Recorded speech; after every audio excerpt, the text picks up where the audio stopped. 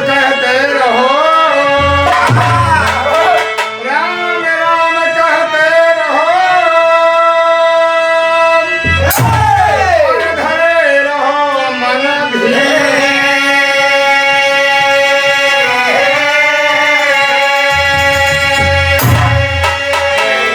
आगे काज सुधारेंगे कृपा सिंधु रघुवीरम।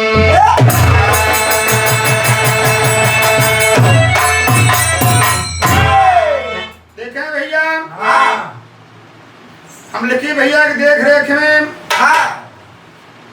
राम कुमार पाल बिरहा गायक, साजिंदा हमारे पेटी पे ज्ञानंद भैया, ढोलक पे गुरुदीन भैया, मजीरा पर रामलाल भैया, नकाड़े पे रामदास है। हमारा मोबाइल नंबर 9919 90 48 96। साथ में हमारे साथी शिवमूर्त निराला भैया। देखें एक भजनवान राधिका जी जसोदा से कहा दिया कि हे माता तहां लड़का बहुत अनुवादी करत है। धुना हुआ जो भैया हमारे भाई बताए ने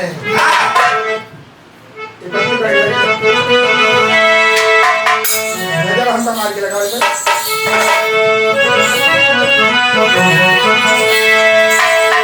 अरे नजर हम कमार गए, अरे नजर हम कमार गए, मोहन देखा नजर हम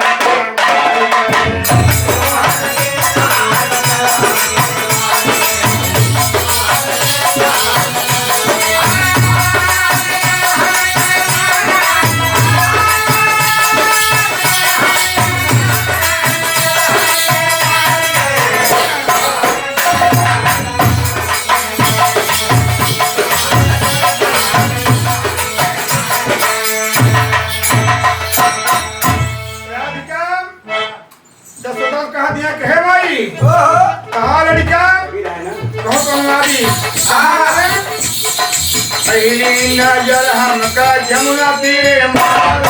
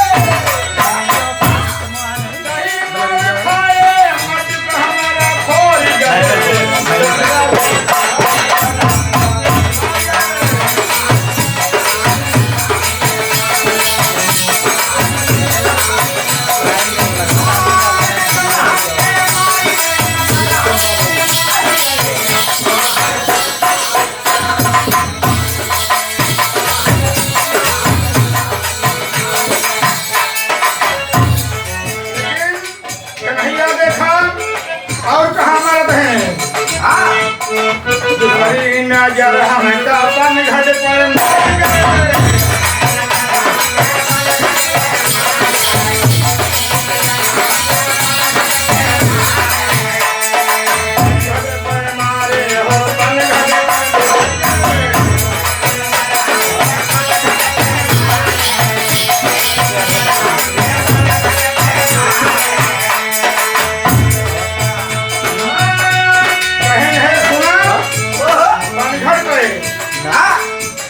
अरे सारी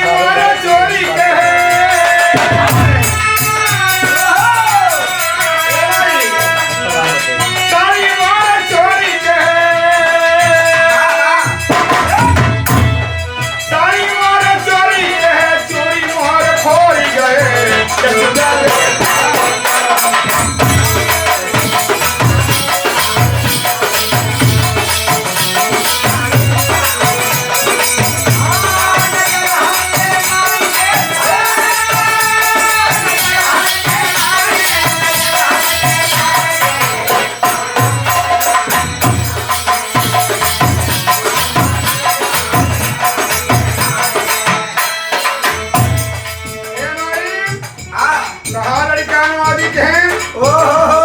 लकी बढ़त गया। लेकिन अरे हे लइके सरिया का जमवा पे बैठा